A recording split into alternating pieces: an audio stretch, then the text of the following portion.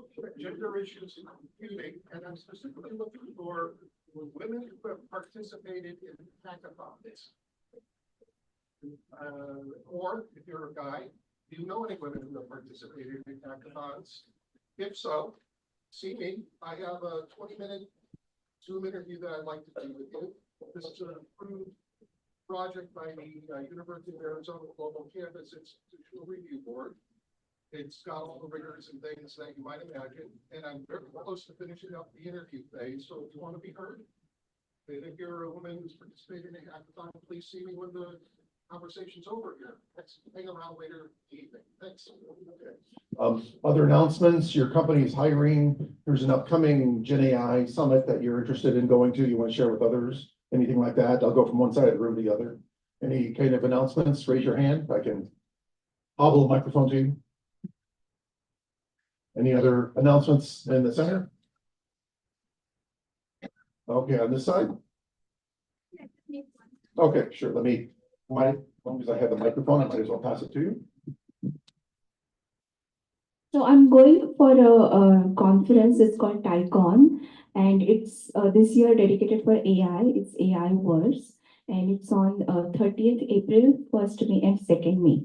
And I'm volunteering over there for selling the booths for Expo. So if any AI company or startup is interested, they can contact me and I can help them to get the booth. Or you can go to ticon.org and register there, and you can buy the ticket and join the conference. Santa Clara Convention Center. Icon and Santa Clara Convention Center. Any other announcements or things that you want to share? Okay. Could you put up the intro slides? Yeah. Could you put up the? Hey, Greg. Yes. I'll buy more. I'll talk about that. Oh, sure. Hi, everyone. My name is Ron. I'm one of the volunteers here. I just want to talk about an event we just had in the city, AIDaySF.org. It was an all-day training, and we had from 9 to 5. And then in the evening, we had a thought leadership track where we have various speakers, public and private sectors come and talk about the impact of AI. It went very well. We raised thousands of dollars for this chapter and for the Internet Society of San Francisco as well. So for those who please come to those events. Helps keeps the party going. Makes it fun to have people around who have different backgrounds and add to the discussion. So please keep an eye out for any of our training events, including those. So thank you.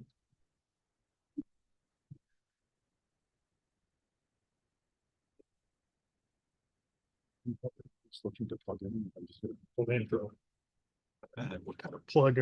So tonight's talk is building advanced AI applications and agents in 1 hour. So the speaker is Dr. Mehdi Bahamri, principal researcher at Fujitsu Research.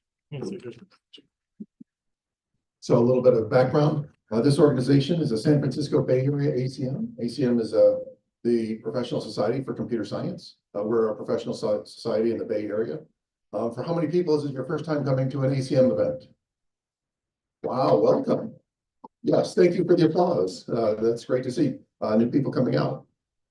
So we were founded as a nonprofit in 1957, promote knowledge of modern computing. We want to create community, support networking and hiring, $20 annual membership. We have upcoming talks on our meetup site and our past 240 some talks on our YouTube channel. So look for SFA ACM on YouTube or meetup. We generally have 2 monthly meetings. General computing meeting, we aim for the 3rd Wednesday of the month, and a data science SIG or special interest group on the 4th Monday of the month. We have some sponsors we'd like to thank. There's RXM, that's doing cloud native and AI training and consulting. They have training certifications and consulting. So Ron, the person that was speaking earlier, is from there, and you can ask him if there's any questions you have. Another sponsor is Front Egg. So they're working on a problem of managing cumbersome identity for applications. And so it helps with out-of-the-box, low-code identity platform. And there's a barcode if you want to scan, get more details. So if you have questions, you can also raise your hand if you're in person. If you're remote, you can use the chat or question answer in Zoom, and we'll answer questions or ask the speaker questions. We also have a call for volunteers. We have about a dozen or so volunteers running this organization, everything from ordering food supplies, finding room locations. I work on finding speakers. There's a lot of different kinds of events we have. Publicity, marketing. So there's different ways to participate, and you can start small. We have a honor system, jar for food in the back. Not really a jar, I should say. It's a plastic box by the pizza. So we just ask for, roughly $2 a slice or $5 if you're doing more. Upcoming ACM events. So Thursday, March 13th, we have a Synopsis Championship Science Fair. So that's not a talk. That's where we're judging maybe 1,000 student projects. And so we need 20, 30 volunteers, people with a computer science professional background, who could help us judge the science fair project. So we have a first pass to get to the most qualified students, and then a second pass to rank them first, second, third. So we give dollar prizes for 6th grade to 12th grade. And so this is supporting STEM, science, technology, engineering, and math. And so we have a dozen volunteers. Not all of us can do it. We definitely need another dozen or more people, and many hands makes the load light. We also give an award to the science teacher when the student wins an award. So we like to support. So then Monday in March here, I'll be giving a talk on defense against LLM and AGI scheming with guardrails and architecture. So there's a recent paper that came out in about frontier LLMs can do scheming, and it was monitoring the thought processes behind the scenes, how they were trying to do things to fool people, how to deceive people. It's not necessarily a common thing, but they were setting up circumstances that could allow that. And so I'll be talking both about the problem, but then also the solution, how you can architect your application around that, how you can set up guardrails to monitor that. So I'll be talking about that. And then April or May, I'm still working on setting up a professional development seminar or a day-long class, probably on a Saturday, building LLM applications for enterprises with RAG and agents. So if you go to my company's website, cq.org, there's a download. I've got like a 70-page white paper on best practices in RAG applications for enterprises.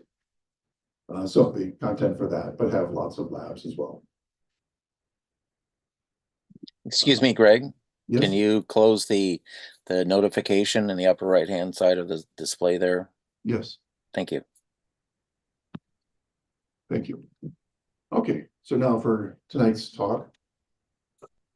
So you'll be talking about state-of-the-art large language models and vision language models, VLMs. Explore practical techniques for natural language understanding, natural language processing, making decisions. Talking about open source package requirements, model selection, fine-tuning using external data sources.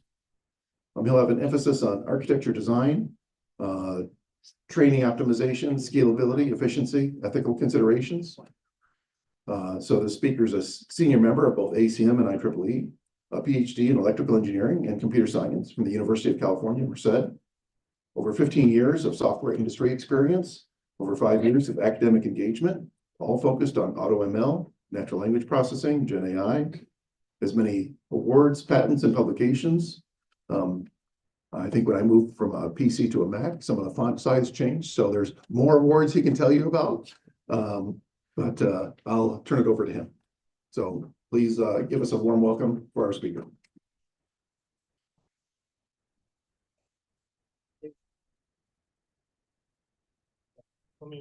Kevin, can you get in?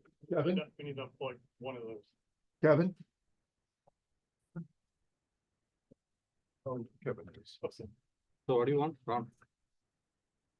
Just trying to find out what we can unplug I safely. want to know which one's safe to unplug so we can move this.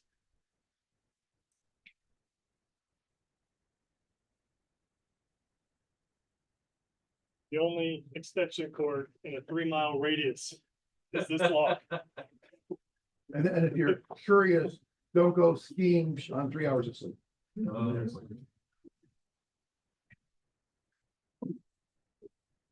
That's not right. It's the stuff I tell my kids now. Oh, we just need. What do I do? Unplugged.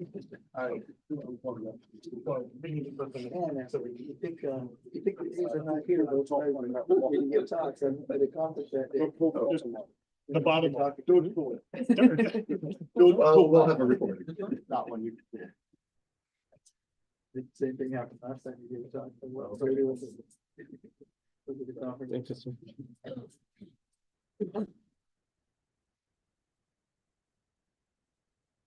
If there's audience questions, I'll try and keep an eye open and I can pass the microphone back.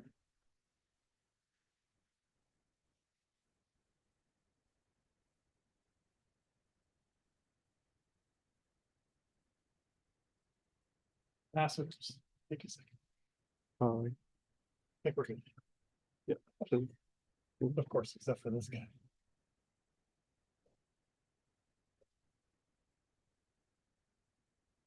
What was it? Happy hour?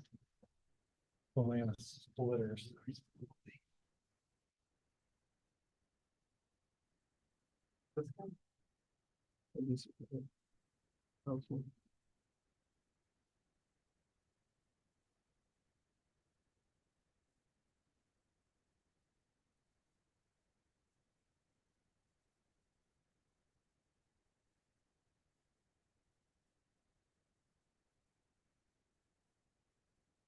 Great. You can start. Yeah. Hello. Thank you.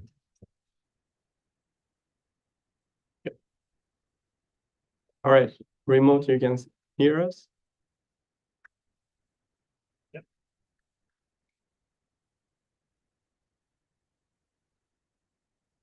Thank you so much for joining this session. My name is Mehdi. I'm going to present about AI agents. As you know, these days, AI rapidly moving as we read something, it's already become application. So hopefully this session is half would be around what is the LLM, why we are using LLM, how we should use LLM, and what is the AI agent. And the half of the session would be hands-on. So hopefully, if you plan to use these LLMs in terms of the agent wise, so I'm going to show some demonstration how you can do it, as well as you will have an opportunity to access to the source code. Or if you have a laptop with you, you can right now, you can start working on it. But in order to do that, you have to get the API key. So the API key, you can get it from the GRAQ, GRAQ or GRAK2. So both, they have a free tier, so you can access the LLM. We need that one to do the hands-on session. You want to put that screen up? What's that? Put up the screen that has that written. Oh, yes. Maybe I quickly show that one. Everyone can take a picture, or you can basically take a screenshot. Before we start the hands-on, we will use this API key.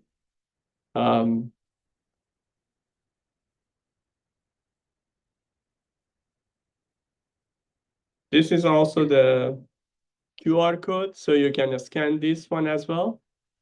This one led you to the source code, as well as what your requirement you need, and as well as during the hands-on session, what we want to do. So hopefully it would be kind of practical wise, this session. So feel free to stop me anytime. We can have a discussion and continue on the basically developing one simple software application agent through this session. So within 1 hour, we will look at the background as well as practical application.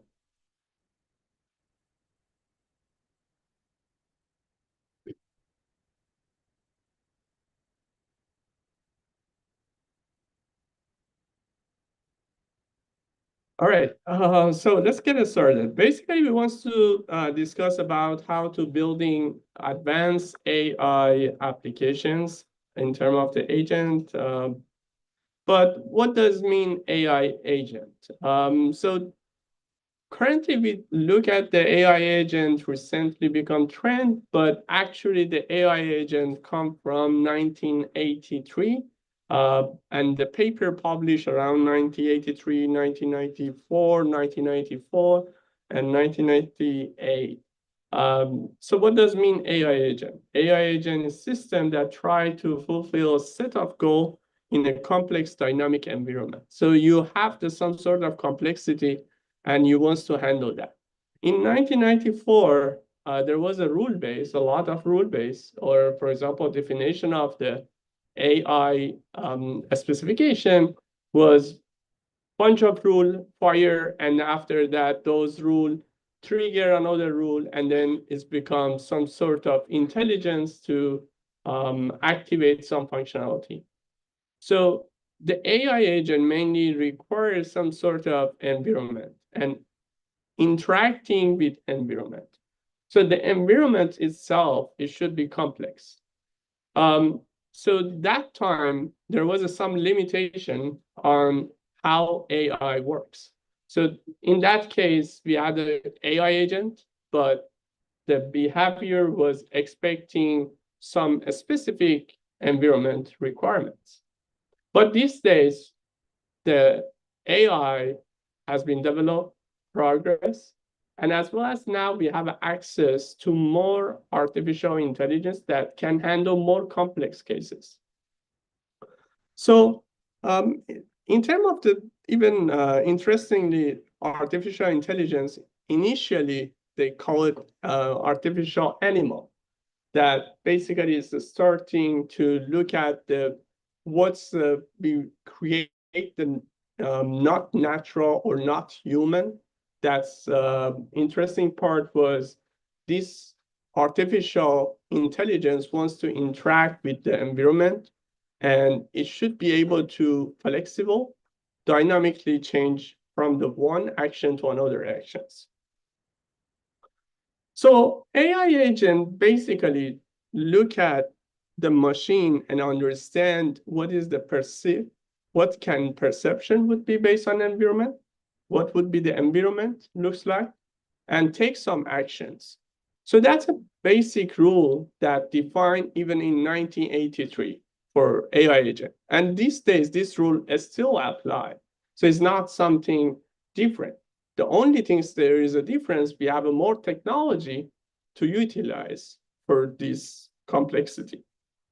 So unlike traditional software application, we predefine some rules. So for example, if you open some software application, there is a button that say, you click this one, you create email, you delete this, because there is some complexity that we want to reduce that complexity. And we define this type of environment to have some limited environment so the user can interact with machine.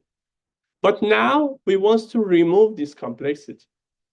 And we want to let the user to decide what they want.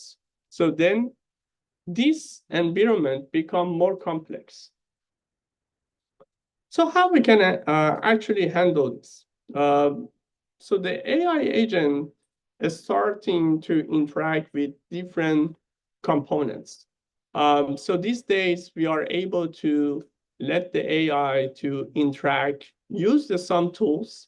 So for example, we can use the API, we can use the function call, we can look at the sensor data, we can understand what looks like the environment, we can look at the camera, and then based on the intelligence that defined as a basic knowledge for this system, so it's going to utilize that. That would be different type of input. For example, it could be text, audio, video, and understanding this perception and loop is crucial, important for model and how its agent can behave. So why are AI agent trending now? Why these days? because advancement in large language models and vision language models, we have a parallel processing on big data. Thanks to transformer, we can do the parallel processing on large amount of the data. And also we have a hardware improvement that basically introduce new technology to develop this type of machines. But how LLM actually works? So if we look at LLM, so let's say we have a text that say, what is the title of event at the ACM San Francisco Bay Area chapter today? This LLM basically consider the text into a bunch of numerical representation that we call it token. So this token is chunk of the data. So similarly, if we have a video, if we have an image, we do same pattern. We create a segment of the data and we chunk it.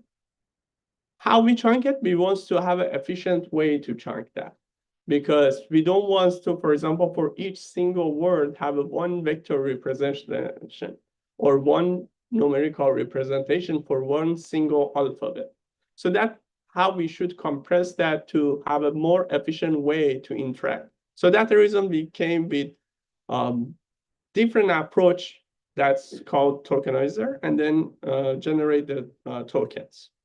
So you can actually try the different contexts for each different model. Basically, we have a different type of tokenizer. So if I click on this link, basically I can type, and you can see actually what LLM can see. So LLM actually see this type of information, these numbers, and you can select different type of models. For example, this is for ChatGPT, GPT-4, how to see the data, GPT 3.5, how to see the data. So basically, all of them have one common information that we call it vector representation, or these numbers that present the context. So once we get to this context, we generate a numerical representation. Next step, we can now process a large amount of the data. So we can look at the book, we can look at multiple books, we can look at each page of the book, we can look at each sentence, we can look at each paragraph and add it as a numerical representation.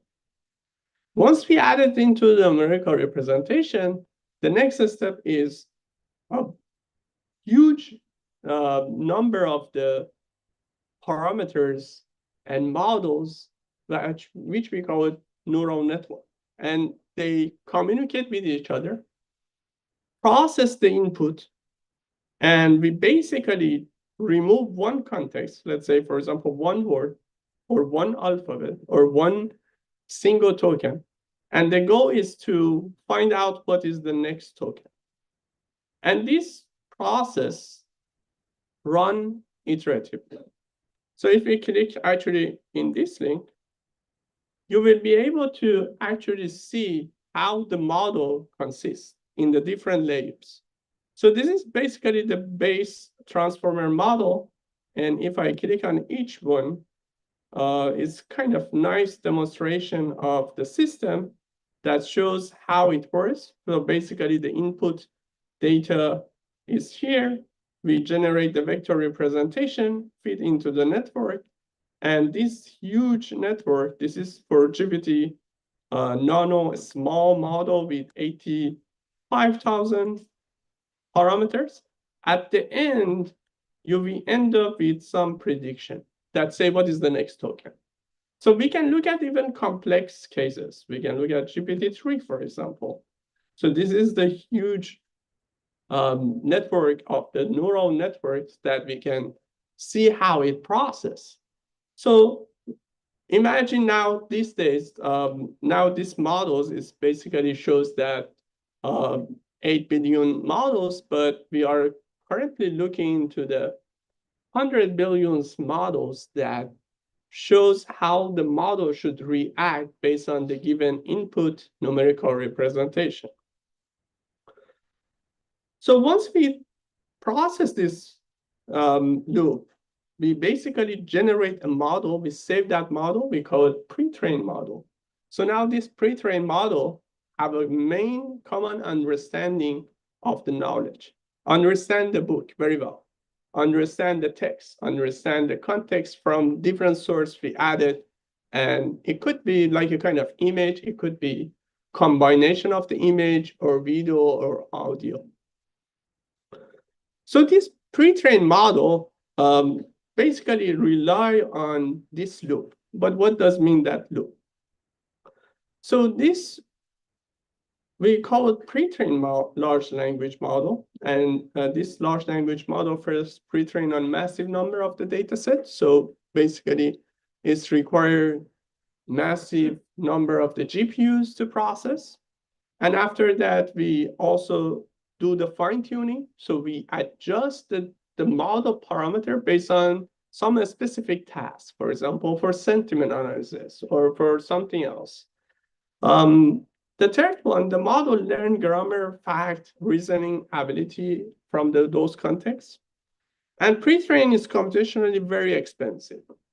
So that's the reason not a lot of corporation even will be able to generate this context. So it's required very massive number of the GPUs to do the process. The whole process done through the backpropagation. So the backpropagation is the core algorithm that decide how to react based on the input and output and adjust the parameter in each iteration and understand what is the best parameter weight for each given input. So that can, based on the network, can keep updating during the iteration, as well as once we compile and finish the model, we save the model, we basically save the model parameter weight. And it tells us the parameter, how we should interact with the different input and how the model should be able to generate different output based on given input. But if you look at some models, they are very smart, intelligent. They can answer a lot of complex cases, but they are suffers somehow. For example, it depends what type of problem they are dealing. One trending problem was people sharing that say, how many are in a strawberry? So the reason it's very complex for the LLM because the LLM actually see a strawberry as like a 3 tokens. So it cannot see the R, basically. What humans easily can see, LLM cannot see that. So for this type of case, it's become very hard for them to answer. There is a bunch of similar example exists, but recently, for example, model expanded with reasoning. So in this case, you can see the Llama tree actually try to expand this question into multiple steps. So what it does is actually breaking down this strawberry word into multiple alphabet. Sometimes even because this problem become trend and everyone looking into the model this way, and people try to adjust the model to do this type of task. So for example, in this case, is splitting the strawberry into different alphabet. So which means now rather than have a one token that say STR would be split it into multiple tokens. So now it can have a better understanding and can count it, can explain that better. So, but what actually make AI agent unique compared to large language model? Sometimes we are asking, all right, I have a large language model that aims to do the process. Why I need the AI agent? The answer is a lot of AI agents, although they are smart, they intelligent, they can do a lot of hard tasks. Even, for example, they can answer Olympiad question within seconds. But they have some specific limitation. Sometimes even the data is not recent. There is a cutoff date for those information, that content that they have access. So they need more resources sometimes. So for example, sometimes they are suffering from the planning, reasoning, and as well as this type of issues causing the problem. So how they can resolve that? If you give them the utilize the tools, so they can find what is the best tools, and then they can interact with the tool, they can communicate with the tool, they can update their own knowledge, and then they can make a better decision. Sometimes if you, these days, you interact with different models like a ChatGPT, you try ask the question, it doesn't solve your problem, so you try to break it down. You try to make it smaller. You try to adjust your question, and you try basically give the different direction to the LLM to answer your question. And we as a human, we have this opportunity to do that. But the LLM sometimes, based on all the knowledge capture, still is suffering in terms of the planning and reasoning. That reason, if you give the specific task and break it down by some tools, it can tell you better answer. As well as the iterations. As you know, sometimes you try to ask the question, for example, to the LLM, it gives you answer because it's basically look at the stochastic gradient to see, for example, what would be or probability would be better answer to your question. It's not saying the better probability, better answer, but it's saying what is the next word, what is the next character would be better to be generated for this type of question. So all these criteria causing the problem for LLM to do the reasoning as well as for the planning. So iteration can help significantly improve it. So agent, mainly the main task of agent is repeated things. So they can look at the environment, look at what was the content, they can update it, and they can ask again, they can adjust the question. So that's a main goal of the agent these days. And also there is some sort of approach, which is self-improvement that considered during the test time. So currently, because it's very expensive, is not always possible to do that. So self-improvement during the test means if I submit a question to the model, a model come up with answer. Currently, we archive those results for next round of iteration for the training, but it can be used during the test time to improve it. Somehow, these days we are using this approach, which is called in-context learning.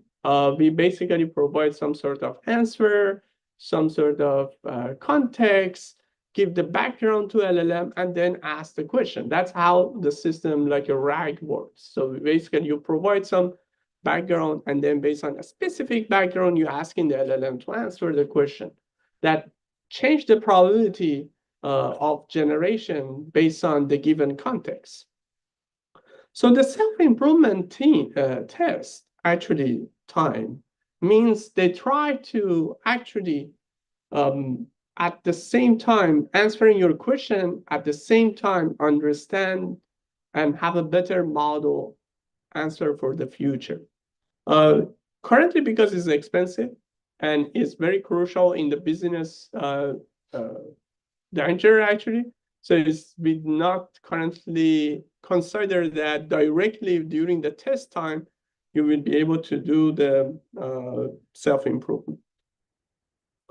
And also these tools, for example, utilize tools, planning, reasoning, by moving forward and advancement of this large language model, it would be shrink. And also it's possible at some days, we don't need these tools because the LLM is already sufficiently can plan, can do the reasoning. We can reduce these values on doing on the AI agent side. And recently, some work related to reinforcement learning happened on LLMs and explained that reinforcement learning from the human feedback can provide better understanding, can improve the LLMs, and significantly can improve the performance of the LLM for different given tasks. So the RLHF models and also their approach is pretty old. So it has been widely studied. So especially for the robotic world, mainly the reinforcement learning, how to train the model, how to fine-tune the model, is pretty well studied. But what actually make it significant, what DeepSeek actually define, so rather than you start from the pre-train, skip happy supervised fine-tuning and directly go to the reinforcement learning and reward the correct answers. So then the key important information was, rather than do the reinforcement learning that comes from the human feedback, using some sort of simulation, like for example, a machine try to generate better answer or can provide better context. So replace that one by using the machine or LLM or better LLM, which is called distilled knowledge from the large models, to train and adjust the model. So there was a refinement for that one that's called cold start self, and for supervised fine-tuning with quality examples. So that would be improve significantly the performance of the model. But why is important? Why is DeepSeek performance become so crucial and important in the LLM world and agents? One main idea was, we can see in this paper that actually earlier AlphaGo paper published that shows that RHF, you can actually improve the performance.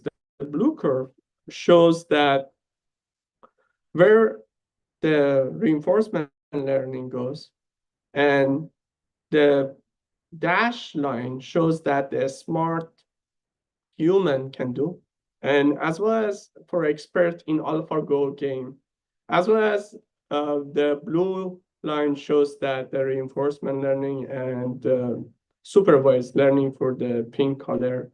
So the important part is we have an understanding of when we use the supervised learning, there is some plateau.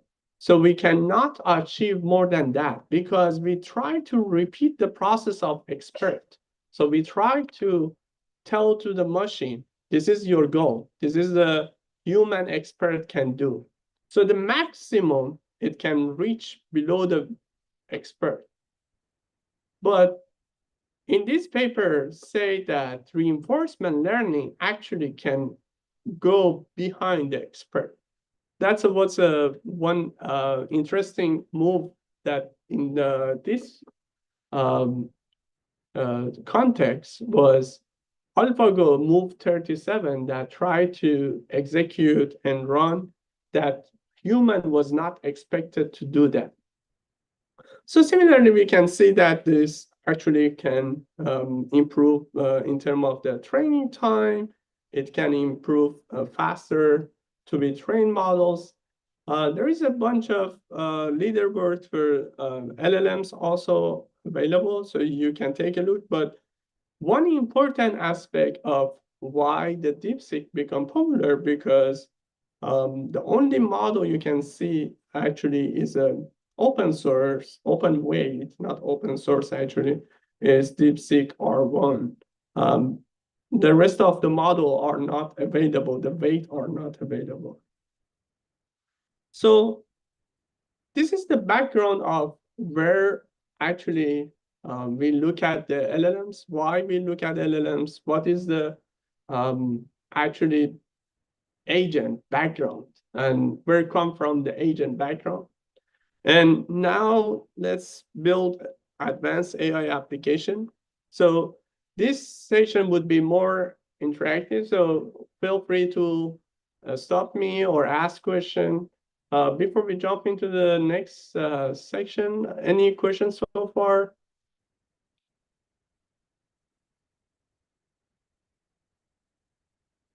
Anyone from remote?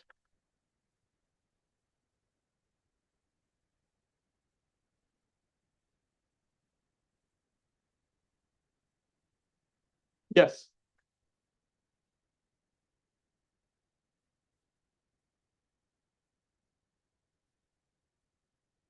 Is open. So the question is, DeepSeek is open source or open weight? So basically, it's open weight. There is some activity done by Hugging Face currently, or other organization. Hugging Face is open source and try to replicate that process based on the published paper of the DeepSeek. There is some activity around that, but the weight actually is available.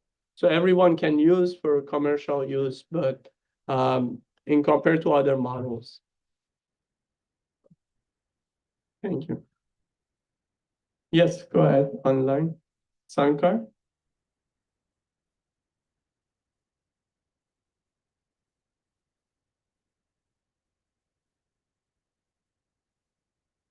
We cannot hear you, Sankar.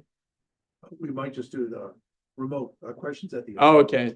So the remote, basically, you can ask the question later. You can post it in the chat. Probably Greg would be capture and collect all those questions, and he will ask later. There is a question there now. Can you hear me? Oh, yeah, go ahead. Yes. What are main differences in DeepSeek R1 model and other existing models? Why it takes far less number of GPUs than other models? So actually, are you asking about the inference or training? I expect you asking about the training phase, right? Training. Yes.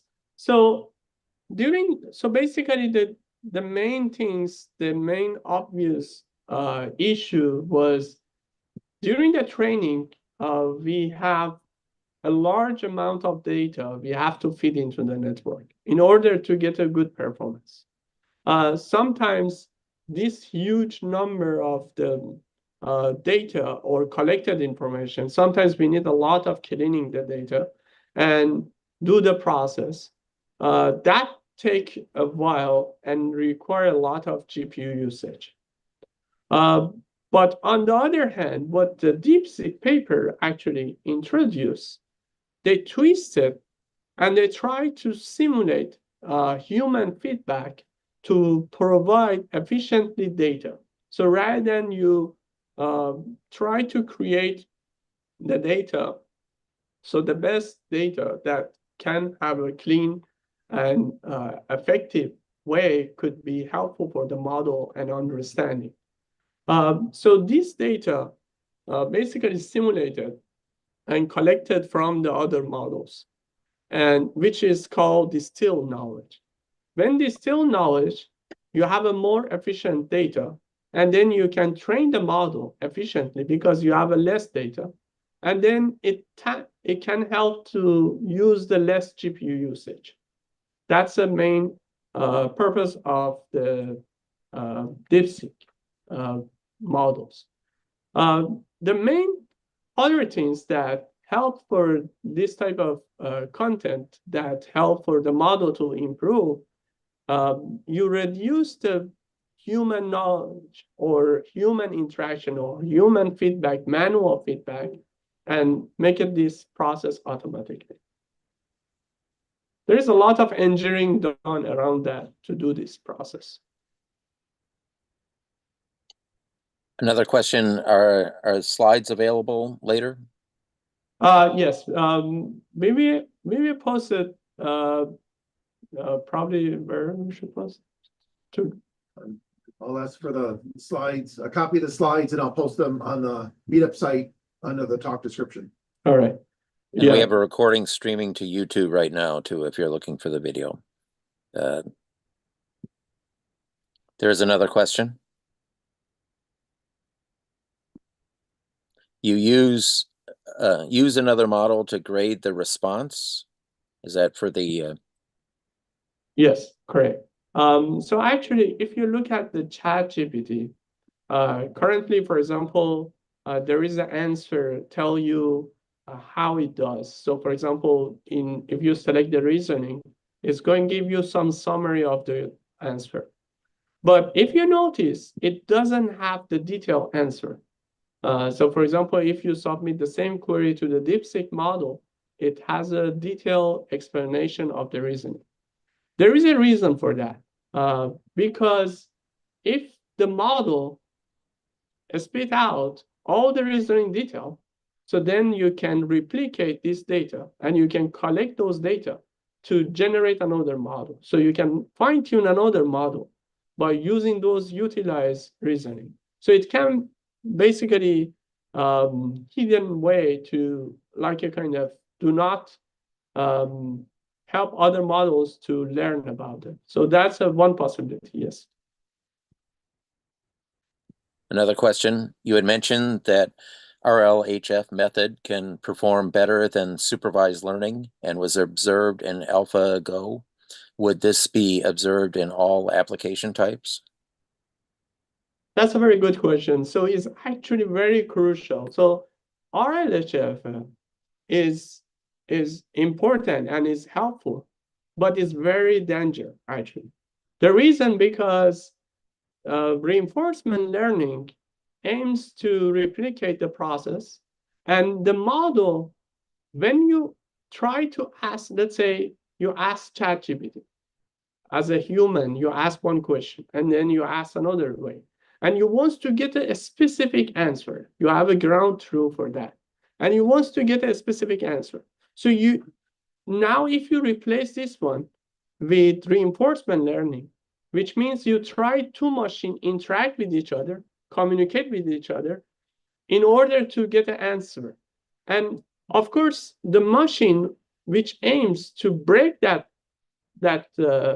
record, that workflow, is try to all the different possibilities. So if you put the reinforcement learning long time, it's not going to work because it will be find a way to get the model understand this is the right way, this is the incorrect way. But what would be happen, there is a lot of possibility around it, especially when we have a very large models. So in that case, reinforcement learning in some applications is not gonna be helpful. And there was a comment about the distillation. So it depends on distillation from other models. It cannot use raw data for training for its performance. Can you repeat again the question? Sorry. So it depends on distillation from other models. It cannot use raw data for training for its performance. I'm not clear about the question, but my understanding is if you look at the distillation of the model and you want to extract the information. So you can do the partially of the data. You can understand partially of the data because you're not exploring all the different possibilities from the model. So there is a possibility, there's still knowledge is not actually complete knowledge that you can capture and you can utilize in the, let's say, child model.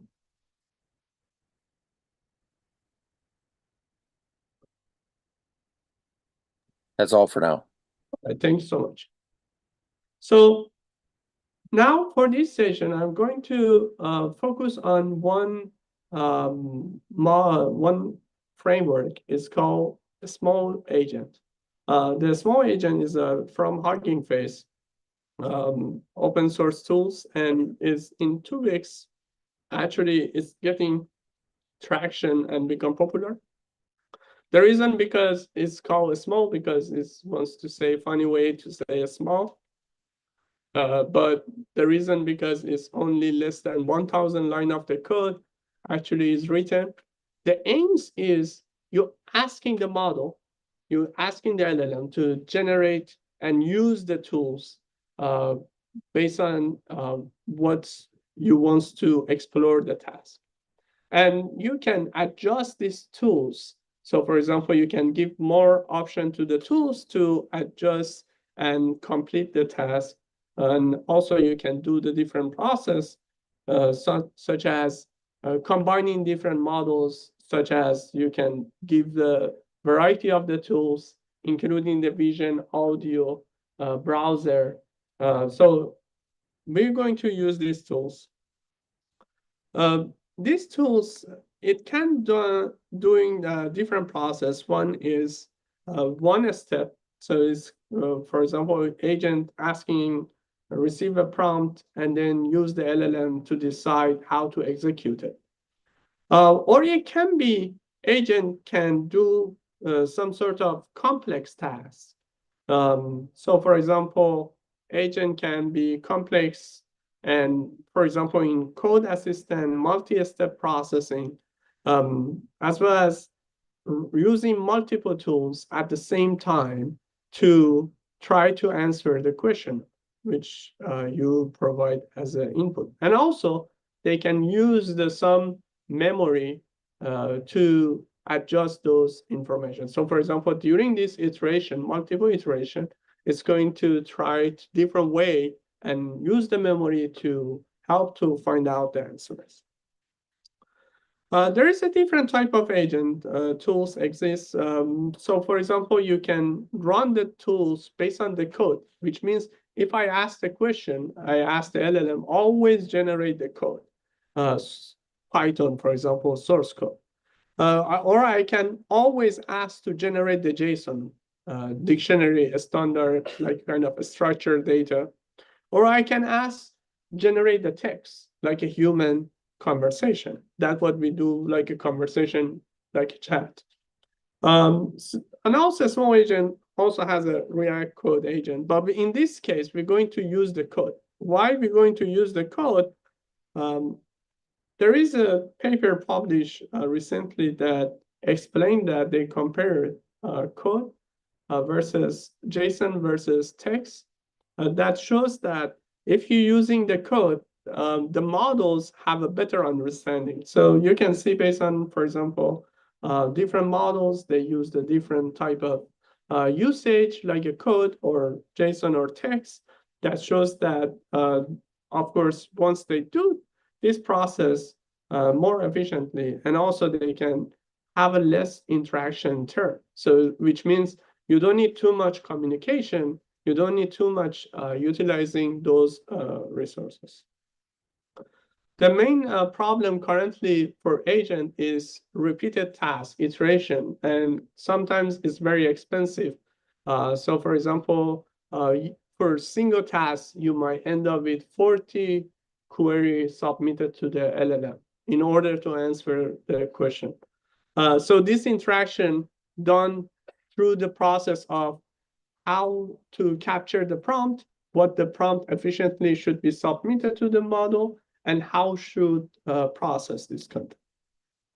So in this hands-on workshop, we're going to imagine there is a user, submit the query to the agent, and the agent will be submit the task to the LLM to decide what need to do, as well as the LLM return the code. We give this agent one single tools, which is very efficient. It's called a web browser. So which means now LLM can have access to the internet. And then agent can orchestrate how to communicate between different components and finally return the response to the user. So the content, once we generate the agent, we produce the agent based on the small agent. The developer define the agent run, and then we can save the agent on the disk. Once we save the content on the disk, that includes a bunch of source code that required to run this agent. So this source code can be deployed on Hugging Face space, which is application. So we can look at the application on the Hugging Face website, and we can run it. Another one also option is we can deploy it on virtual machine and GitHub workspace. So we're going to save the data. We're going to look at this data. And also we're going to deploy it using the GitHub code space. So for this session, as I recommended, using the Grok inference or XAI Grok 2, both they offer some free tier access API. So in the XAI Grok 2, you have access to, if you share the content, you will receive $150 credit. So you can utilize that for this trail. Alternatively, also these days, we are fortunate to have access to resources such as Llama and LLM Studio. So you can run actually those huge models on your laptop. Or if you have a GPU machine still, you can do it much faster. So now we're going to use API today because it's faster, and also we don't need to worry about setup and other features. So first step is you have to fork the following repository. Create a fork of this repository. Later, we will use that one to deploy the machine.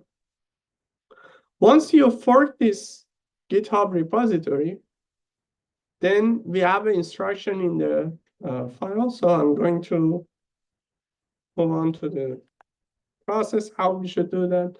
So this is the repository. In this repository, I added a bunch of explanation how to do that. And also we have if you click on the Colab, so we can go through this Colab interactive mode.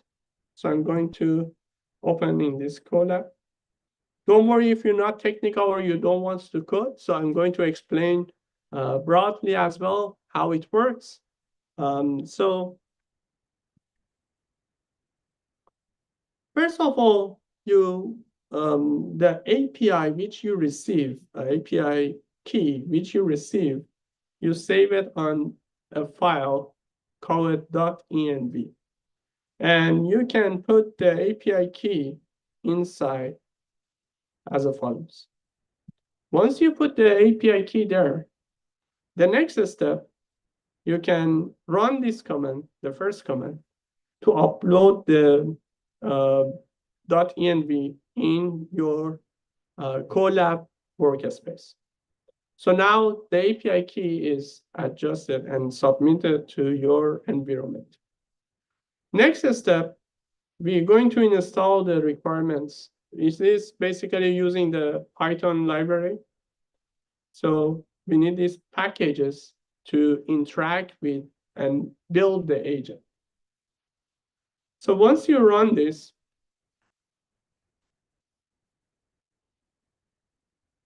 So it's going to install all the requirements. Now, the next step is I already had some explanation. I had what is the, actually we call it search agent. So now let's, if you use the Grok API, you may adjust the delay because it does have a 30 requests per minute. So you can adjust adding, for example, delay like a 2 second. So once you submitted the request, it's processed, but for the next request, 2 seconds would be have a delay. So it will be adjusted based on your process and requirement which you have. So the next one is set up those, what is, we call it light LLM that interact with different APIs. So it's kind of bridge between all the different APIs to actual API which you are using. For example, if you're using the Grok 2 or you're using Llama or you're using Grok, so all of them will be use the light LLM to interact with all of them at once. The main things that we have after this setup is this part. So we basically define the code agent.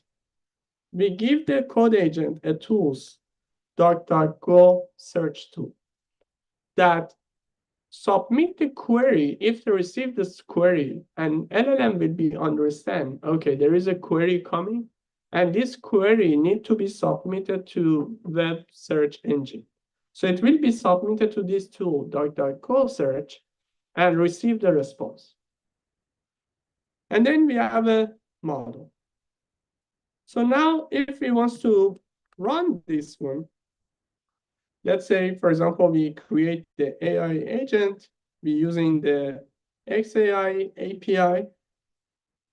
And now let's ask question, what is today event at ACM San Francisco Bay Area?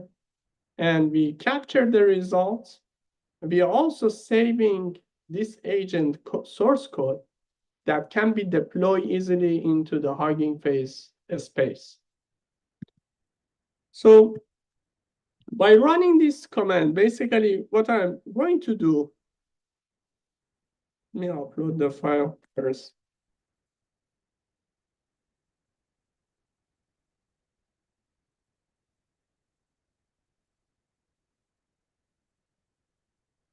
So basically what we're going to do, we're going to submit the request. First, I'm going to upload this.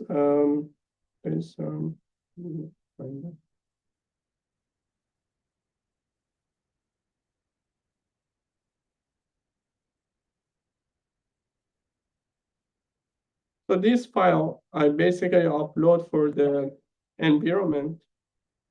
And I'm going to use this environment as an API key to access the API. So now when I submit the request, now agent start working. So let me activate also debug to see all the details. So if you activate the debugging, we can see all the interaction, including what's the request submitted to the LLMs. So now let's execute this with submitting with the detail. So now you can see all the details. So the agent you can see here is started. It's using the XAI and also showing which model is using, what's the request submitted to this LLM, and what is the message, what is the prompt to the LLM, and what is the response. So we can capture all these details. Once it's captured, so now it's going to generate the code, because remember, we are using the code agent. So which means each prompt aims to generate the code. So now it's generating the code. So the question was, what is the event today, in SFA, ACM, and the first code is try to get a today date. Because if you ask the DuckDuckGo, it's doesn't have this capability currently to run this type of code and execute and return you the response. As well as if you ask the model Llama 3, or if you ask Grok, what is SF today, SF Bay Area, like a ACM event, doesn't have this information. So none of them, they have information, but agent try to replicate, put all these tools plus LLM together to answer this question. So first is going to write this code, and the query is ACM San Francisco Bay Area event, and then web search, and then provide the query. And now we're going to see what is the result is. So it's process this system. So if you add delay, probably you will you will see the delay between API call here, but we skip that. So you can see now it's capturing the different, currently we set 20 by default. So it's going to show all the detail of the DuckDuckGo, which is basically search engine result, and it returns all the details.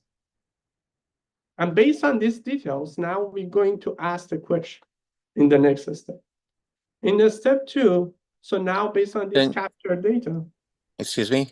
Yes. Some people had a few questions. I think part of it was just trying to catch up with where you're at. Sure. Just let me finish this part and I'll be back. So it's going to look at the detail and then now get a final answer and return the result. So you can see now the answer is bring the answer actually correctly in this case and return the response as a final answer. So you can see based on this detail, you can see all the interaction between agent, LLM, and the tools which we give like a web search engine. I would be happy to take question right now.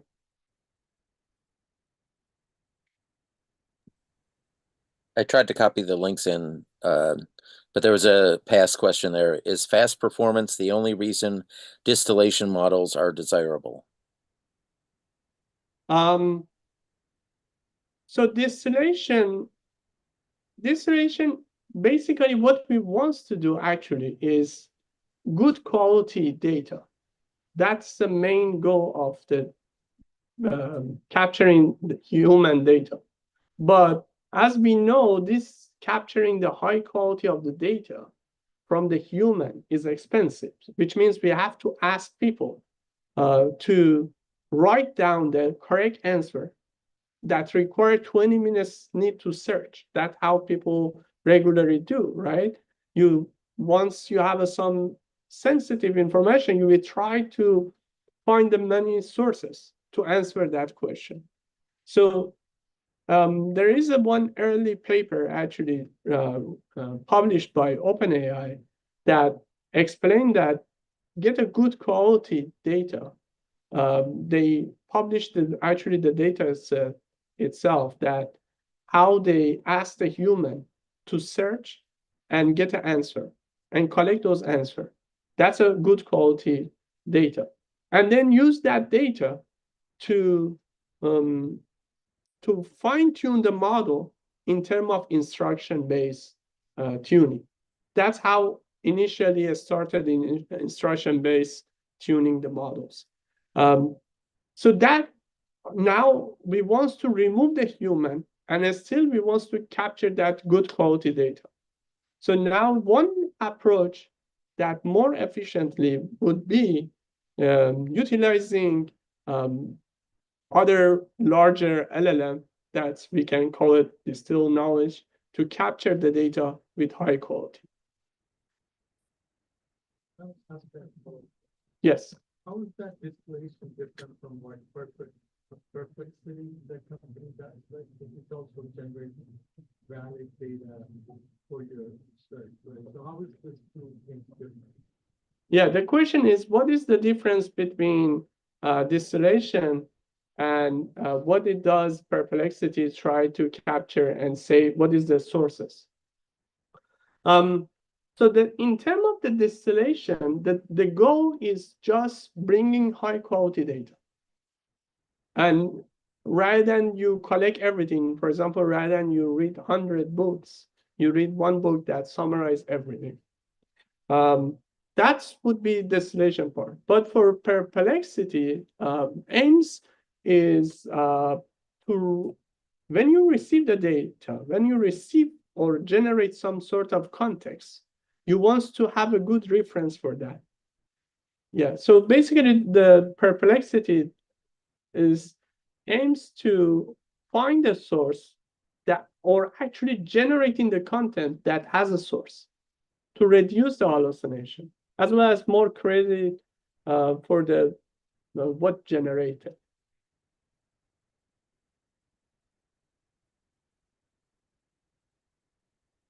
Do I have other question remote? And one we have here on site. Function web search defined, What's that? function web search. If you go back to the generated code that the LLM goes with. So yeah, just about that. And repeat the question. You know about that, the code, the LLM generated this code, that function web search results the fourth line. Where is that function defined in order to run that? Yeah, that's a good question. So the question is, where come from this web search? How LLM generated this web search, right? So basically, the small agent defined inside is hard coded that say, okay, we are free to define the tools. So if we go to the small agent, we basically here we are free to add as tools as much we want. So what it does, when you introduce the tool to the code agent, this code agent manage to understand each description of each tool. Let's say web search engine. You can put calculator here. You can put whatever tools, customized tools you want. There is a bunch of tools already they define. And you can customize and you can define your own tool. For example, you can do the database search, you can do RAG, you can do all the different functionality. This is a list. So you can put anything here. How does it figure out what is the right tool for the query? That's a good question. So if we look at the context, actually, if we look at the context, the log of this query, it will be tell actually this small agent does. So say, okay, this is a web search. This is an explanation of the web search. This is an example of the usage of the web search. Now you tell me what I should do. So it provides some context to LLM to basically narrow down to a specific task what you need to do. All right, thank you. Any other question online? Evgeny, go ahead. Yes, so I was trying to follow this process on my own through the steps, and I'm not sure, like, are we supposed to be able to follow this? Because I'm stuck in number 4, select deployment. I don't know what that means or how to do this. And So this whole thing, you see, jumped into this whole thing after. are you able to see this log? I mean, I can see this on your screen, but I was looking through README, and trying to use my cloned repository. Yeah, so I'm not sure currently, are you able to run this Colab? I don't think so, because I went through the README and I went left. I mean, I got to select the deployment step, and I don't know how to do that. Yeah. So you don't. So you basically, if you back, we have a one step before. So let me back again. Anyone missing this? Explain that. So if you open this repository,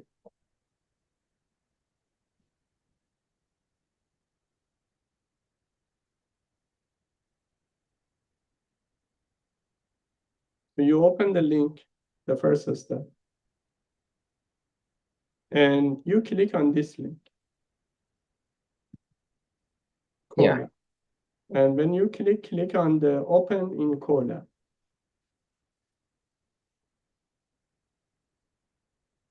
Yeah, I see this file. Yeah, where we are now. So if you upload the, maybe create a .env file, put your API key like this inside this env file and upload it here. You should be able to execute that because currently I'm running actually. It's not a snapshot. I'm not sure about this. I only tried Jupyter books one time, like a year ago. Oh, so basically how it works, you press the run this button for each one and you will be able to run it. There is no run button. We can do after this session maybe. Okay. Yeah, but mainly what you need to do is you run each line. And in the first step, you have to upload your API key. And this is running with the free version of Colab? Oh yeah, this is basically we don't need computation too much here. So it's everything because mainly the LLM is expensive and require, for example, GPU or even you can run it locally. But we're using that reason we're using the API. So sorry, the question was we don't need the heavy computation here, or for example, using the Colab. Is it cloud-based? Yeah. Okay, I think I went to some link and then I have that button, but I don't know where to get the key. Stuff like that. Yeah, so basically there is a link, you have to follow these links and to get the API key. Okay. Yeah, those things that it should have been like a homework to set this up in advance, because right now it's pretty hard to follow and do these things. Well, the video is available, so you can follow those steps, and we'll continue on then, if that's okay. Okay, sure. Yeah. For I think even if you have a more question later, you can also reach me. I would be happy. If also you have any issue, you can raise issue in the GitHub, so we can, as a community, we can contribute to this repository as well. Yes. So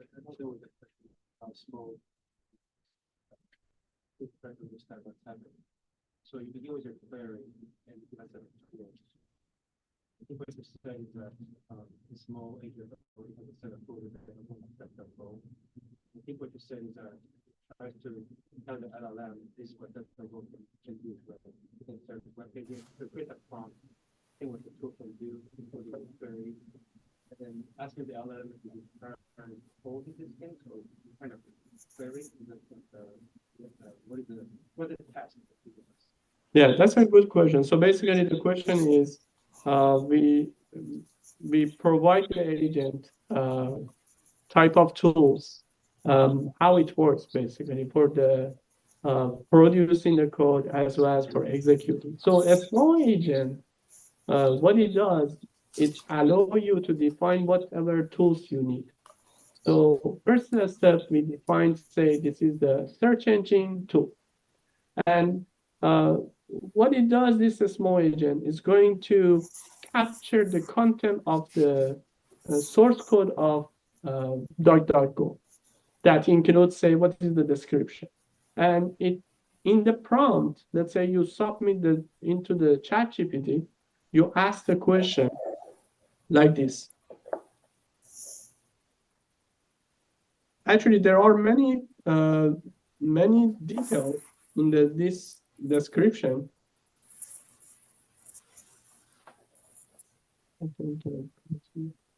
So it's basically create bunch of the prompt and submit it to the LLM.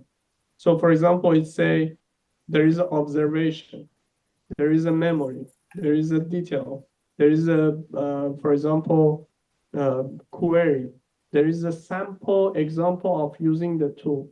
All those example and all those content provided to the LLM as a context, and then ask the LLM, write a code for me for this.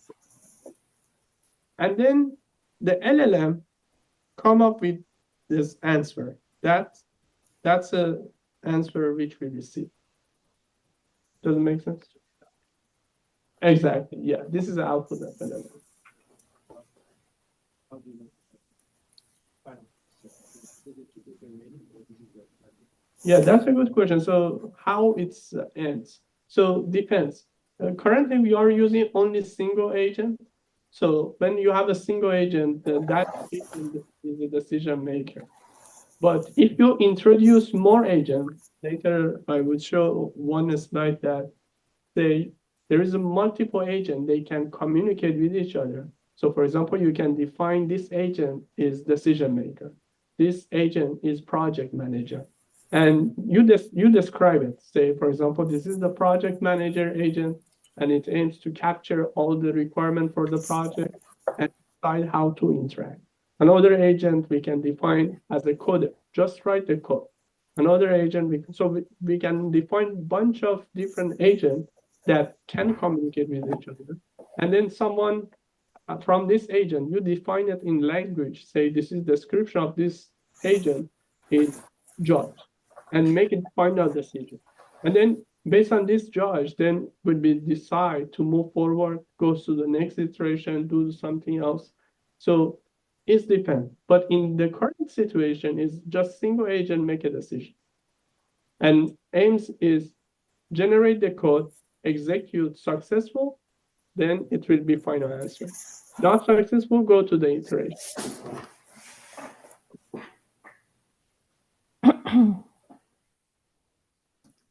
You have another question? Go ahead. Sorry, still we are answering the question on site. So Of your quick results. How do you know- I'm Gitanjali. Are you asking about online? Sorry, just 1 second. Still we are on site. I'm sorry. Yes. After the quick results, so you executed this code. How do you know that that answer is the winner? Not necessary. So not necessary, it would be tell you this is the correct answer. It would be anything that basically any execution that passed, executed successfully would be final answer currently, because we don't have any judge, any defined agent. When we have a multiple agent, you can define another agent that make a decision, or evaluator that evaluate, or for example, you have a database of the knowledge you want to against that compare. Those currently we don't have. It's a simple example that we want to run. Thank you. Well, I guess I didn't quite follow that, because this looks like it would return the web search results, which I think you showed us, there were 20 of them. But that's not the actual answer to the question, right? Yes, correct. So this is the question. And then what it does is first write the code. This is the code that comes from LLM.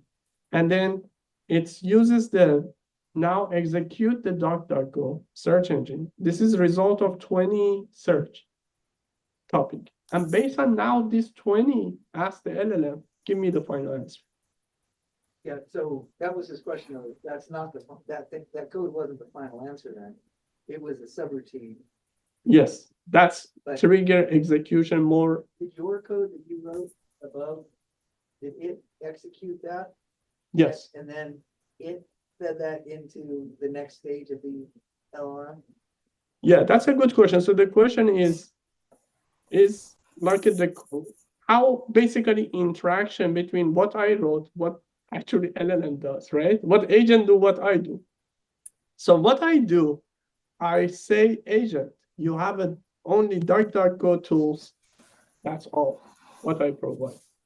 The rest, I provide only the query. So what does the 20 I don't say, for example, which tools you can use, when you should use in this query or not.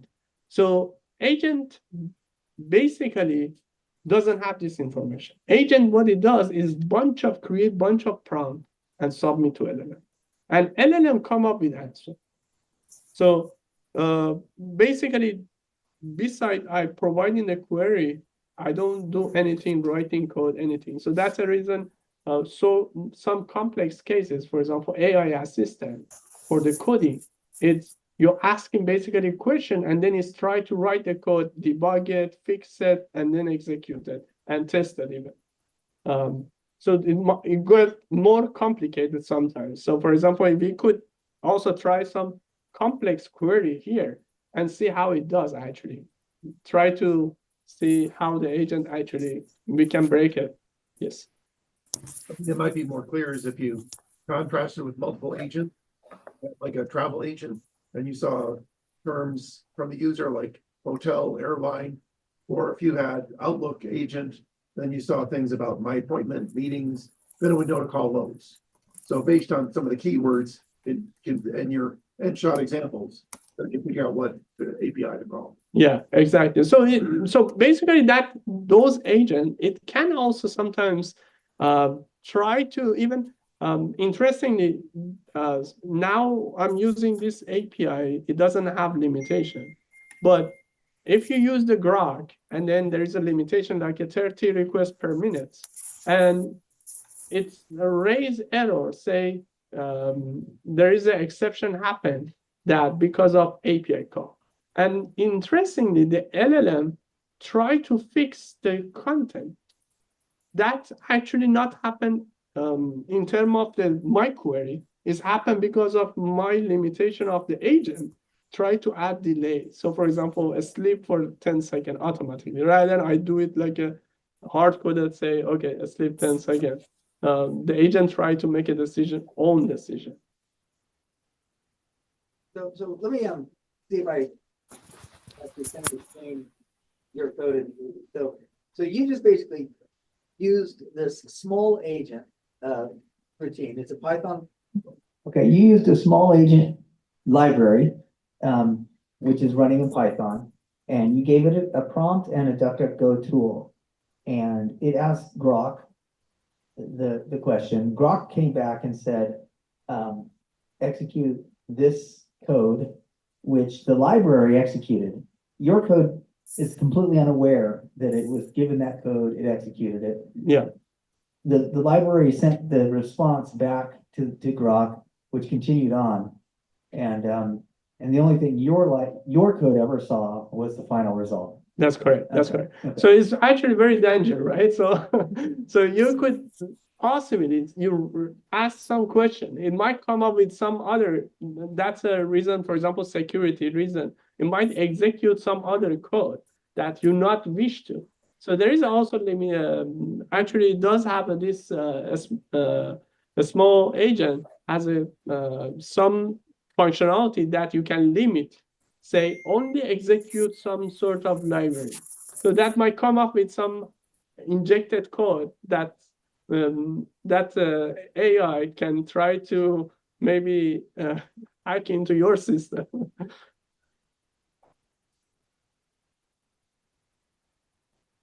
Maybe one online and then back again on site. So we're going to the online question. Okay, thank you. Actually, a few people asked similar questions, but my question still remains. In the tools, if I had more than one search engine, number one, it's going to write the code for the API. So let's say X API never looks at Google, for example. I'm just making that up. I don't know. And I say search DuckDuckGo and Google. Are we assuming that the underlying LLM is going to be using both tools? And then if it returns results, is it figuring out what the higher priority answer is, or does the agent have to figure that out? That's a very good question. So the question is, what would be happen if we have the same functionality, same function from two different providers? What would be happen? Actually, this is getting more complex case. It's called model router. Model router aims to understand which model is better based on the context. So in this case, the model is currently based on the context, simple context. Say this is the Google search, this is the DuckDuckGo search, and do what you want. more likely, I would say more likely model would be go with pre-trained model, say most of the context I read, most of the online website I read, I should go with Google search engine. So based on those contexts, make a decision currently. But ideally, it should be able to have some memory, which is called agent training, which means agent need to understand which tool should use, when should use. So it's kind of, currently at this point, we don't have this type of agent. But in future, we might have like a kind of agent that learn from the previous interaction, is a one higher level that try to learn. Or if there is a smart agent, you have enough context you provide. Let's say, oh, I already tried with DuckDuckGo. I didn't receive response. And then in this case, then it might route to another model, use another model. Thank you. And this type of complexity currently we're not seeing because we have just few number of the regulatory tools we're using, but that's a very complex case and often could happen when we have a very many number of the tools provide to LLM. Now ask the LLM, okay, give me some answer based on these tools. Then all of them, they have some similarity, they have some functionality similarity, and LLM might end up randomly choose one or based on the context previously, but not necessarily would be guaranteed that would be efficiently execute that tool. Thank you. Thank you. Well, normally we finish at 8:30, but we can go till 9 tonight since there's a lot of questions, but just so you know to pace yourself. Okay, thank you so much. There's a question. So my question is not related to this code, but in general, so with a lot of LLM models coming up these days, right? How close are we in solving the hallucination problem? And if you have any tips in implementing in our code, which probably would solve it for us. Thank you so much. So currently, the reinforcement learning approach actually works in some level, at some level, to try to, let's say, create the answer. Let's say there you ask some question to the LLM, and you know there is no answer for that. Or for example, you ask some, let's say, name of person or a new brand of the car that does not exist in the LLM. You wish to receive, say, I don't know that. That's a correct answer, right? So currently there is a lot of effort around that to teach the LLMs to say, okay, if there is not data exists, this is a sample data that you can use if there is not exists, which means probability of those contexts is very low. And what would be happen basically if you ask the ChatGPT and then say, asking a name that does not exist or asking a brand of the car does not exist. And each time you submitting, it currently will be try to avoid to answer those type of questions. But some models, maybe I'm not saying old, it's like a 1 month old, might answer say, oh, each time generate a different context. So based on the different probability, and it's come with different answers. So if you execute actually a bunch of time, you will see each time there is no consistency between all of them. So that's how you can figure out there is a hallucination happening. That's one approach, but there is a bunch of effort that try to address that.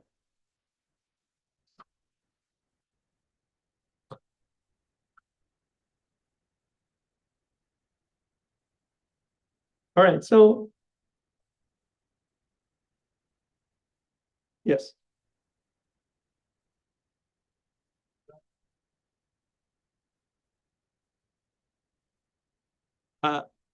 Just one second. Yes, go ahead.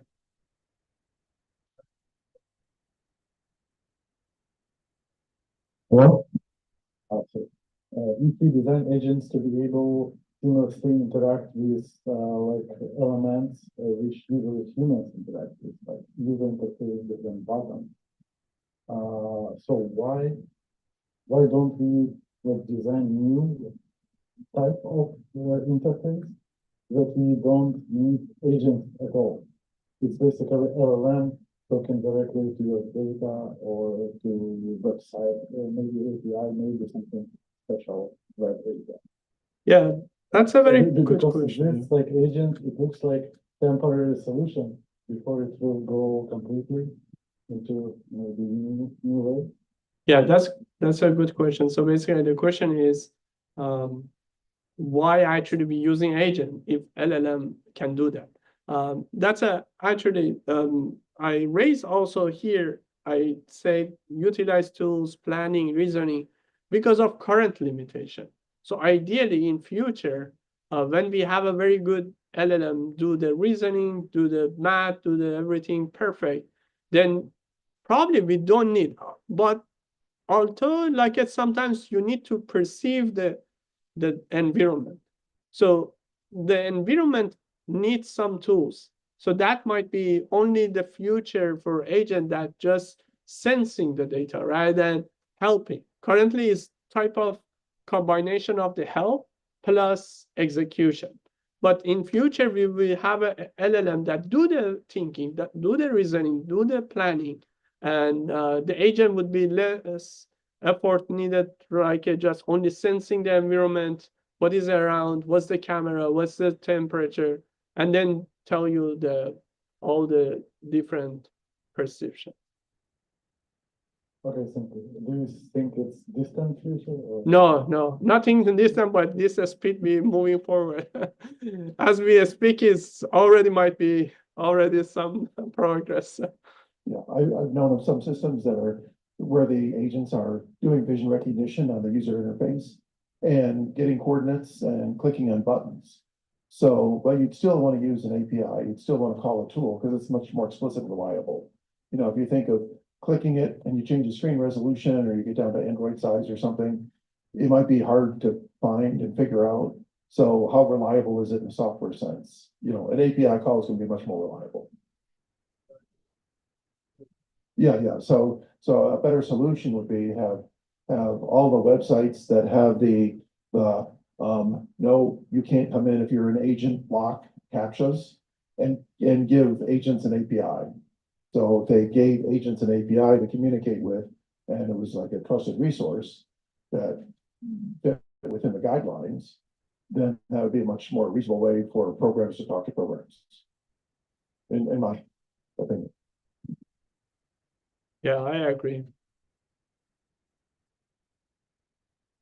All right.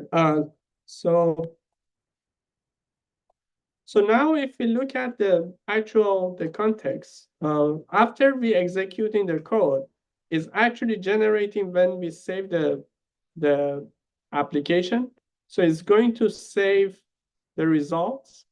So it's generate a bunch of files that we can use to run and deploy on Hugging Face spaces.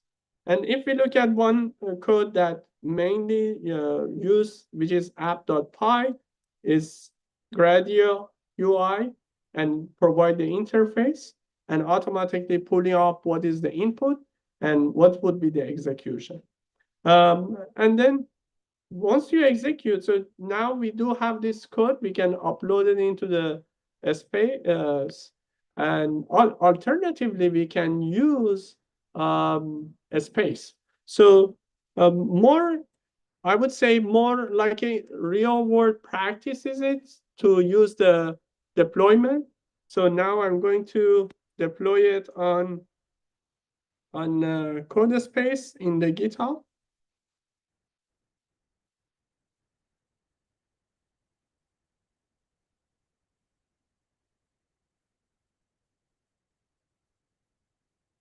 So as you recall, I say open this and create a fork for this.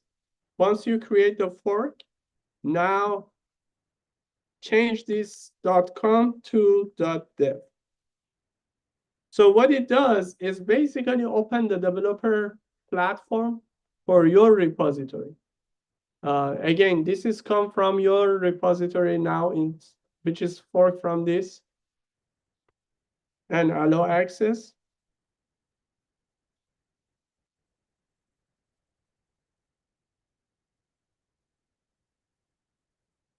Once you give the access, now the repository actually open in Visual Studio Code, which is cloud-based. So now the next step, click on this hamburger menu and open the terminal. Once you open the terminal,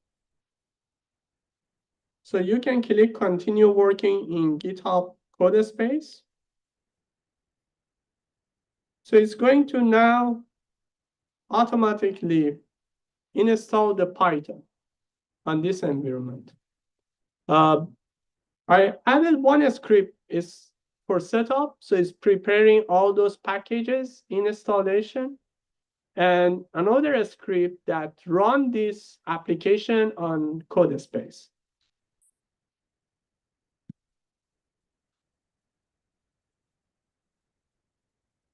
It might take a couple minutes, so I'm going to one existing application which I deployed previously, might be faster.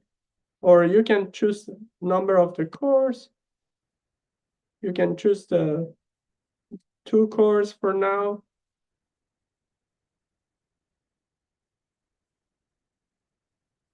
It shows the building code space. So what we are doing now is deploying this application and run it as a URL on the internet. And publicly, we can make it available so everyone can access to this agent. And you can write your own query and see the result. That's our goal.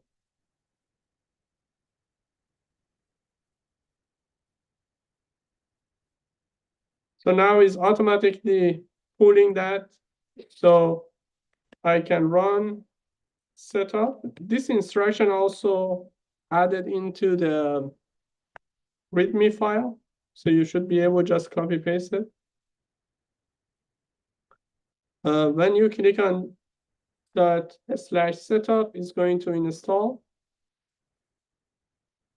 the requirements.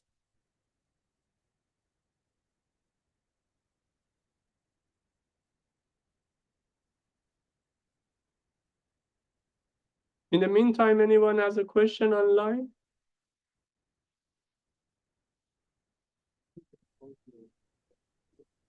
There are a couple more questions there. Should I read them?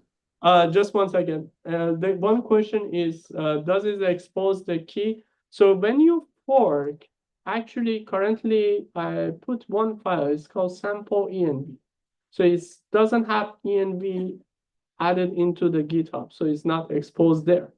But you can go to the agent and add a file env or change this file and update with your key, but don't push this code into the GitHub. So otherwise will be expose your key. Thanks for. I was wondering, like, getting deploy it.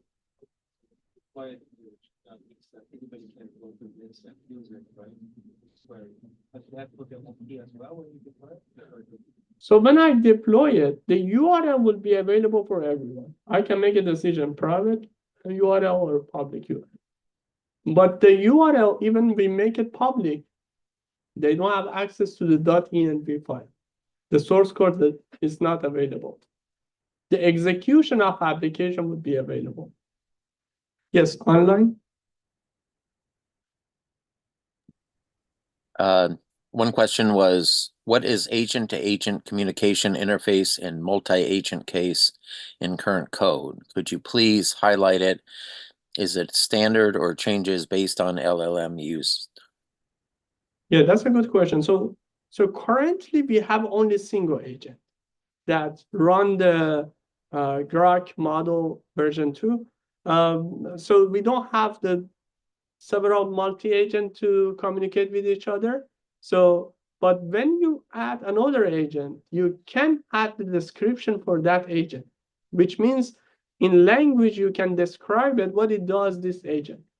And once you define the agent, then it's going to pass it to the LLM and tell LLM, this is the judge, for example, agent, and it can make a decision. And based on that, can generate the code. When should that judge element contribute to these questions? So earlier question was, how do I change from XAI to Grok? That's a good question. So if you just add your Grok API key here, and also maybe I can back to the previous code. When I executing, actually I put the host XAI. So you can change this one to Grok.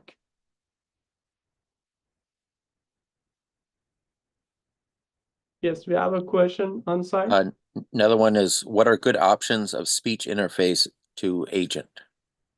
That's a good question. So if you go to actually to the if you go to a small agent, there is a bunch of available tools and guideline and documentation. So you can actually look at all the different agent and example you can use. So you can also have an own customized way to explain it. But there is a audio and video as well as for the text you can utilize, an image you can utilize. For efficiency, I use only the text for this workshop. Yes. Given the computational expense of building the models, you may or may not be able to answer this question. It's a generalist question. Why is there so much encouragement within the industry to build your own model, given its limitations? And it seems to me to be a mission impossible to be able to compete with the existing models, given the computational expense.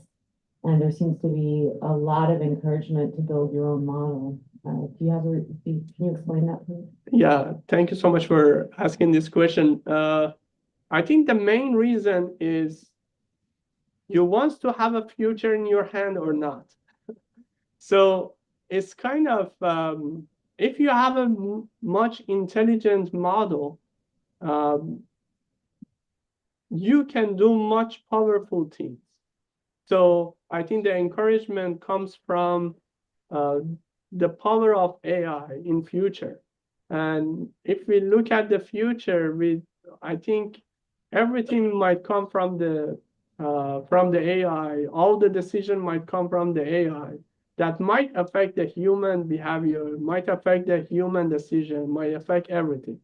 Even currently, we do have a lot of AI, I would say hard-coded way, because we train for a specific task, right? We are running all the decision based on the AI. You look at the camera recognition, simple recognition is trained based on the AI to recognize is a human, is a pet. But now imagine remove that task and put much intelligent machine there that not only understand this is a specific type of category is a human or cat, it can tell you more detail. So would be give you much power. So I think that the reason much industry might be interested in training their own model and building their own future, I would say. Yes, online? Yes. I just wanted to make sure that I understand this clearly. Your agent is actually sort of pushing the buttons on the search page at DuckDuckGo. Is that correct? Yes, basically the agent make a decision, should actually run DuckDuckGo or not. Okay. This is the first one. And second, how to communicate with this DuckDuckGo, what basically prompt should be submitted to DuckDuckGo is come from LLM as well. Right. the third one, how processed also come from LLM. Right. And what I'm wondering is, doesn't ChatGPT 4.0 already do all this? And doesn't the Llama 3 series of models have in their tool set the built-in capability to do this as well as access Wolfram Alpha and so forth, Wolfram Alpha and so forth? Yes, yes. Currently, most of the LLMs are moving forward toward incorporating those tools into the system because everyone see there is a much benefit to give the power to the LLM to make a decision and have a better answer for their queries. Right. Thank you very much. Thank you. All right. So the next step is I'm going to run this application. So once you run, you will be able, if you click on the port, you can make it publicly available. So which means not source code available. It would be actually, so I can change it to port visibility to the public. So now if we click on this link,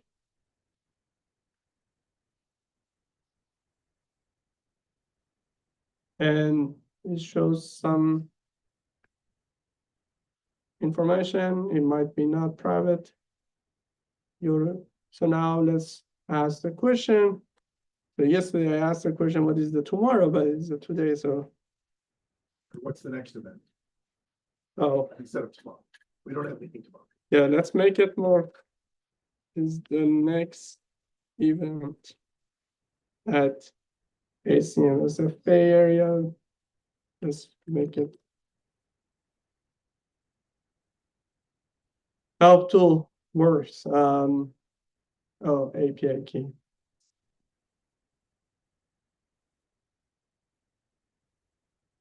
Probably if I'm exposing my API key, so it's okay.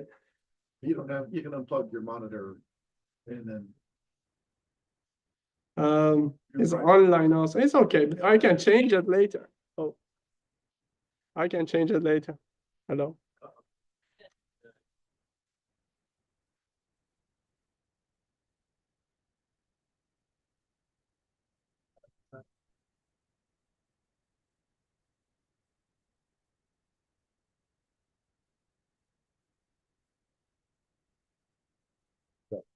Speaking of that, see if it works. Hello. Hello.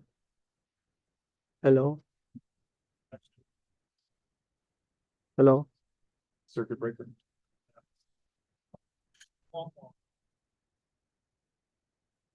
It's okay. I can change it later.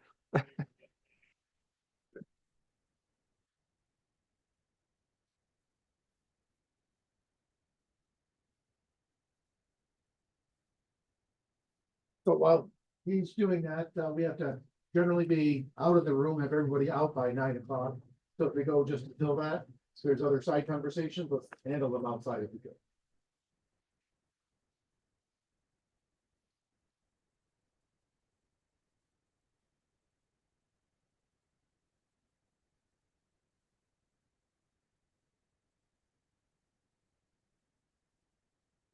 All right. So what we did, we actually setting the API key. We need to restart it also.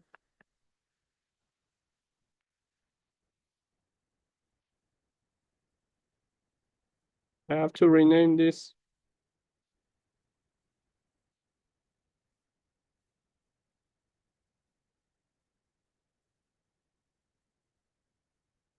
So you have to rename this with your API key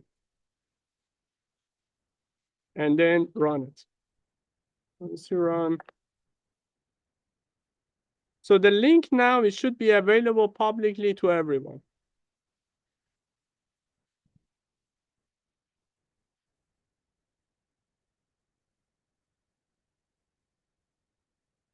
The API key. So I think, let me back to the slide. Yeah, I can run it locally, but no, just API key.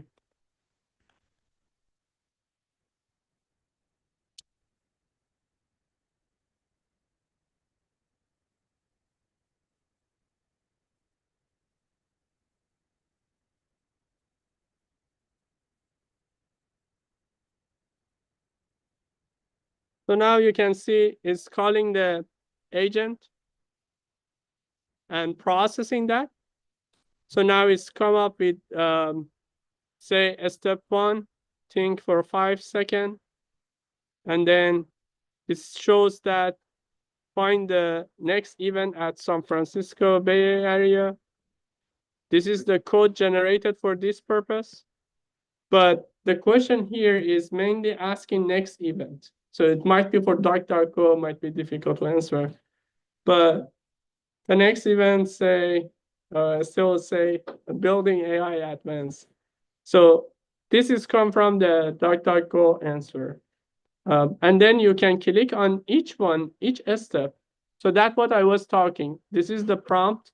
So for example, say you are expert assistant who can help solve any task using code blocks.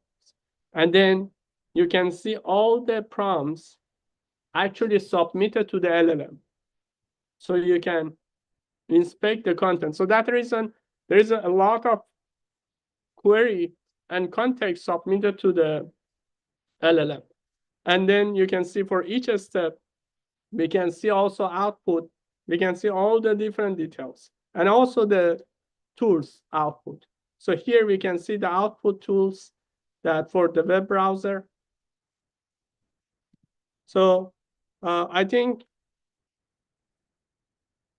today we discuss about the LLMs, but LLMs can be more collaborative, like a kind of discussion. They can, if they have a more discussion, more agent, it might be better beneficial. We are in Fujitsu also developing agents. It might be in real world more complex case.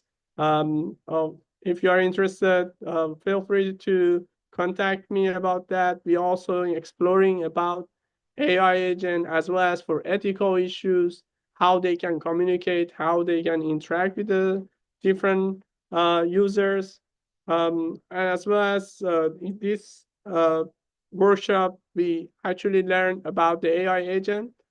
We understand the underlying LLM context, and we understand how to execute. And hopefully you will be able to run this application, and feel free to raise issue in the GitHub. And also, if you want to contribute to that repository, feel free to add pull requests. If you want to learn more detail, you can find in this link. So I will share this slide later. Thank you so much for your attention.